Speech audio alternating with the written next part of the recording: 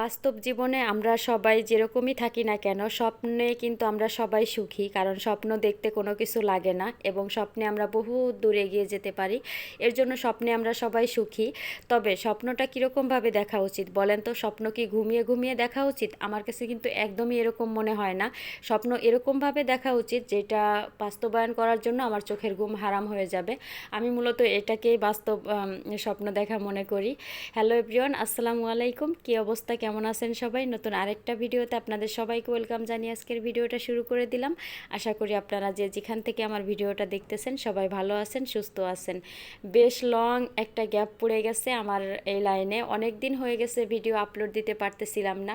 ওই যে শুরু থেকে যে কথাটা বলে নিছি যে স্বপ্ন বাস্তবায়ন করার জন্য চোখের ঘুম হারাম করে দিতে হয়, মূলত ওরকম একটা স্বপ্ন বাস্তবায়ন করার চেষ্টাই করতেছি, যার কারণে অনেক দিন ধরে ভিডিও আপলোড দিতে পারতেছি না বা এই জায়গায় মনোযোগ দিতে পারতেছি না, সময় পাচ্ছি না, যেটাই বলেন না কেন। তো অনেক কষ্ট করে আজকে একটা ভিডিও রেডি করেই নিলাম। তবে প্রতিদিন কিন্তু আমি এই সবাইকে মিস করি। প্রতিদিন ইউটিউব স্টুডিওতে ঢুকি আর আফসোস করি যে কবে একটা ভিডিও রেডি করতে পারবো। তো অবশেষে আজকে একটা ভিডিও রেডি করেই ফেললাম। আমি কিছু ড্রেস আগে থেকে এনে এরকম রেখে দিছিলাম, তো এখন ওইগুলা বানাতে দিব, যেহেতু আবার আরেকটা ঈদ সামনে চলে আসতেছে। তো আমার ঈদ কিন্তু একদম অনেক দিন পর্যন্ত থাকে। আমি নিজের কাছে নিজেকে অনেক বেশি সুখী মনে করি, আর ওইটা আমি নিজেই থাকার চেষ্টা করি। আমি ঈদের কুরবানি ঈদের সবসময় যেরকম করি, ঈদ যেদিন থেকে গরু আনবে ওই দিন থেকেই নতুন ড্রেস পরা শুরু করি। আর রোজার ঈদে যেটা করি, চাঁদ রাত থেকে নতুন ড্রেস পরা শুরু করি, একদম যতদিন পর্যন্ত বাহিরে বেড়াতে থাকি অতদিন পর্যন্তই নতুন ড্রেস পরি। আমি এরকম নিয়মে চলি আর কি, এর জন্য বললাম এবং আপনাদের সাথে শেয়ার করলাম। কেউ এই ব্যাপারটা পার্সোনালি নেবেন না এবং শো অফ মনে করবেন না। আমি সব সময় ড্রেস বানাতে দেওয়ার আগে ধুয়ে তারপরে বানাতে দেই। এতে করে যেটা হয়, ড্রেস বানানোর পরে যে ধোয়া হয়, ধোয়ার পরে অনেকটা চেপে যায়। আমি যদি আগে থেকে ধুয়ে বানাতে দিই তাহলে ওইটা আর চাপে না, তো ড্রেসটা ফিট হয়ে লাগে আর কি। তো আমি ওইগুলা সব ধুয়ে তারপরে আমি একবারে গোসল করে চলে আসছি। আর এখন আমি চাদরটা চেঞ্জ করে নিছিলাম আগেই, তো ওইটা এখানে রেখে দিলাম। এইগুলা বুয়া এসে তারপরে ধুয়ে দেবে। আর আমার বাসার সব থেকে পছন্দের কাজ হচ্ছে আমার ঘর গুছানো। তো বউ আসার আগে যেটা করতে হয়, ঘরটা আমার সব পরিপূর্ণভাবে গুছিয়ে রাখতে হয়। সব কিছু যদি বুয়াদের হাতে ছেড়ে দেই তাহলে আমি যেরকম চাই বা আমি যেরকম থাকতে চাই ওটা হয়ে ওঠে না। ঘর গুছানোর কাজটা সবসময় আমি নিজে হাতেই করি, আর এটা আমার খুব পছন্দের একটা কাজ। তো আমি সব কিছু একটু গুছিয়ে নিচ্ছি। আমি এই বেসিনটা তো প্রতিদিনই একটু মাজতে হয় সাবান দিয়ে, তো ওইটাই মেজে নিলাম।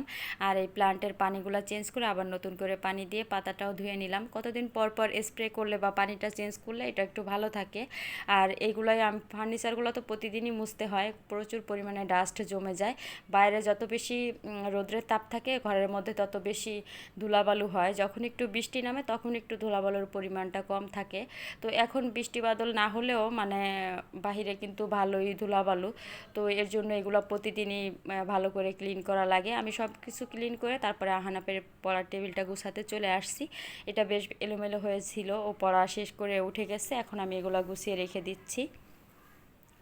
আমার একটু বাহিরে যাওয়ার তাড়া ছিল, যার কারণে আমি সব কাজগুলো আপনাদের দেখাতে পারিনি। কিছু কিছু দেখিয়ে তারপরে এই যে আমি একটু আড়ঙে চলে আসছি। আমার হাতে যে মাটির, এটা কি বলে আপনারা, ভাসও বলতে পারেন আবার কলসি টাইপের বলতে পারেন, তো ওইটা নিয়ে নিছি। আহানাফের স্কুলের অ্যাসাইনমেন্ট ছিল, তো ওইটা একটা মাটির কলসি একটু আর্ট করে জমা দিতে হবে। তো এর জন্য আমি ওইটা কিনে নিয়ে আসলাম আড়ং থেকে। আড়ং থেকে বের হয়ে মা ছেলে মিলে আমি মাঠা কিনে নিছি, আরও জুস কিনে নিয়েছে। দুইজনে দুইটা খেতে খেতে বাসায় চলে আসছি। আরও কিছু কেনাকাটা ছিল, ওইগুলো আমি দেখাইনি। এখন এটাকে আমি কালার করব, যেটার অভিজ্ঞতা আমার একদমই নাই। আমি একদমই আঁকাআঁকি করতে পারি না, আমার ছেলেও পারে না। তো আমার অ্যাটিটিউড দেখে মনে হচ্ছে আমি না জানি কত দক্ষ এই কাজে, কিন্তু একদমই ওরকম না। আমি একটু আঁকাআঁকি করতে পারি না, তারপরও রং দিয়ে তুলি দিয়ে একটু চেষ্টা করতেছিলাম। তো আমরা ছোটোবেলায় যেটা করতাম, আমাদের পরীক্ষার শেষের দিন আমাদের চারুকারু পরীক্ষা দিত। ওইটাতে আমরা মাটির কাদামাটি ওইটা দিয়ে কিছু বানিয়ে তারপরে স্কুলে জমা দিতাম।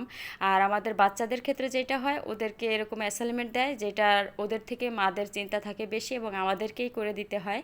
তো যাই হোক, আমি ওইটা একটু মোটামুটি আকারে একটু রেডি করে রোদ্রে দিয়ে আসছি।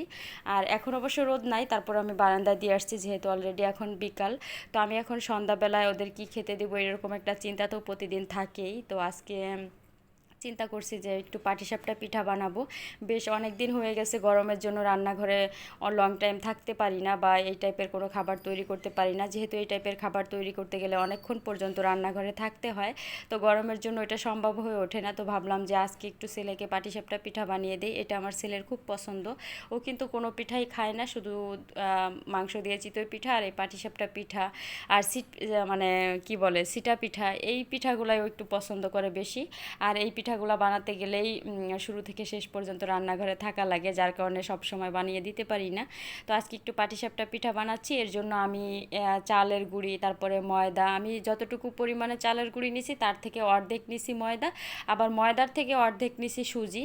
ওর মধ্যে আমি স্বাদ মতো লবণ এবং দুধ দিয়ে একটা ডো তৈরি করে নিছি, একটা বেটার তৈরি করে নিছি আর কি। আর এখন কিন্তু আমি এই যে দুধ কিন্তু একদম ঘন করে জাল দেওয়া, একদম হলুদ একটা ভাব চলে আসছে দুধে। এর মধ্যে আমি হচ্ছে একটু লবণ, 2টা এলাচ আর 1 কাপ পরিমাণে গুঁড়া দুধ দিয়ে তারপরে এটা আরও ঘন করে নিচ্ছি। এটা অনেকে শুধু দুধের খিরসাও তৈরি করে, তবে আমি এর মধ্যে হালকা একটু সুজি দিয়ে নিব। আমার কাছে একদম দুধের খিরসাটা ওরকমভাবে ভালো লাগে না, যার কারণে আমি হালকা একটু সুজি দিয়ে ওইটা নামিয়ে নিছি। ওইটা যখন এই যে এরকম টাইপের একটা থিকনেস চলে আসছে, এখন আমি এটা দিয়ে হচ্ছে পিঠা বানিয়ে নিব। আমি একটা প্যান বসে, এই প্যানটা আমার অনেক পুরনো, তবে এইটায় পাটিসাপটা পিঠাটা অনেক ভালো হয়, এর জন্য আমি সবসময় এটাতে পাটিসাপটা পিঠা বানাই। তো আমি এরকম গুলাটা দিয়ে তারপরে রুটির মতো করে এখন ওই সুজির হালুয়াটা দিয়ে তারপরে এরকম ভাজ করে বানিয়ে নিলাম। আর আজকে এখানেই বিদায় নিলাম। সবাই ভালো থাকবেন। আল্লাহ হাফেজ।